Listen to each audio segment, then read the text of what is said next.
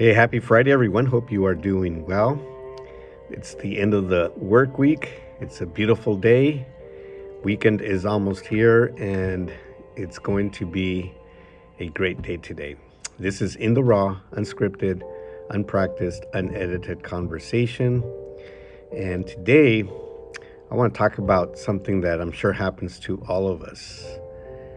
Um, have you ever said or thought or did this before or have done this before? Um, you think, and your rationale behind whatever you do is this. Well, everybody else is doing it. You know what I mean? There's something that we've done or have thought or um, have been involved in, and we in our reasoning is, yeah, everybody else is doing it. Or sometimes we want to be relevant with pop culture or whatever's trending, and we want to be involved in that and be relevant. And so it's reflected nowadays. It's reflected like in our social media. It's reflected in what we wear, who we hang out with, all those things, right? And sometimes we kind of just we want to fit in. We want to be part of something, you know and so we say everybody else is doing it, and you can fill in the blank, whatever it is. Everybody else is doing it. But this reminds me of Paul writing to the Corinthians. He writes to as you know, Paul was the apostle, and he established or planted many churches um, throughout Asia and some in Europe. And he would write back to those people in those churches, and the Corinthians. It's a very interesting group of people. It was Corinthians, Corinth, as the city was known, was situated in a place where there was a lot of idolatry because of the culture that they had there, and it was normal for them. It was a lot of idolatry, so they were used to that. They were used to doing just about everything. They had everything.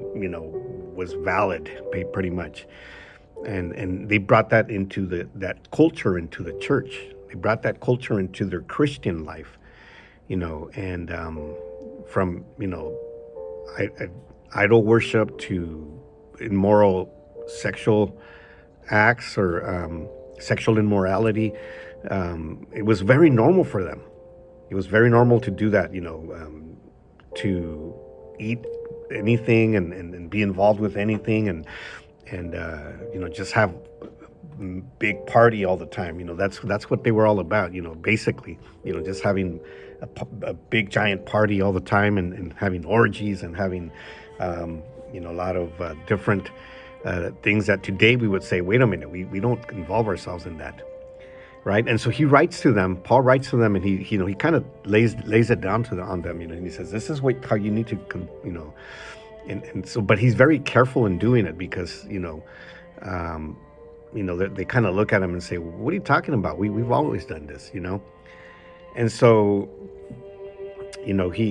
he says, and this goes back to my childhood because in the years of my adolescence, because as you transition from childhood to adolescence, you start discovering and experiencing certain freedoms, and you start getting involved with certain friends and certain crowds and certain things, and as parents, we need to be wise with that. Some of you might be at that stage right now, but I remember when I was going through that, my dad, mainly my mom, she would quote certain parts of the Bible to me, certain scriptures, and one that really has stuck out, and I'll say it in Spanish, and then I'll read it in English. But in Spanish, she would say, "No todo te es lícito, pero no todo te conviene." Basically, this is found in Corinthians, And basically, what she was saying was, you can involve yourself in anything that you want, but not everything. You shouldn't. It should not everything should be beneficial to you. Excuse me. Not everything is beneficial to you. And this is what Paul writes in the New Living Translation. He says, "You say, I am allowed to do anything, but not everything is good for you. You say, I am allowed to do anything, but not everything is beneficial, sorry." And that's exactly what we need to understand, that is relevant today. We are allowed to do anything. And I'm going to let you fill in the blank. Whatever it is that you're doing, that you're involving yourself in, that you are part of, and you may not be doing anything wrong, actually. But you need to think, you need to ask yourself, is it good for me? Is it beneficial for me? Whether it be certain friendships that you have, certain crowds that you hang out with, certain things that you do when you're with your friends, certain conversations that you have, certain things that you post online. I don't know. Like I said, you fill in the blank. But that's the question we need to ask. Because sometimes we do things without knowing, without thinking, and we involve ourselves in things, and we're like, but everybody else is doing it. Even the pastor, or the mentor, or the teacher, or that person that seems to be that's got it all together, they're doing it. So why is it wrong? And Paul says it right here. Not everything is good for you. Not everything is beneficial for you. So you have to be mature in your spirit to say, is this good for me? Is this something that I should involve myself in, or should I abstain myself from this because it might not be beneficial for me? All right, went a little long, but hope somebody needed to hear this. Talk to you soon.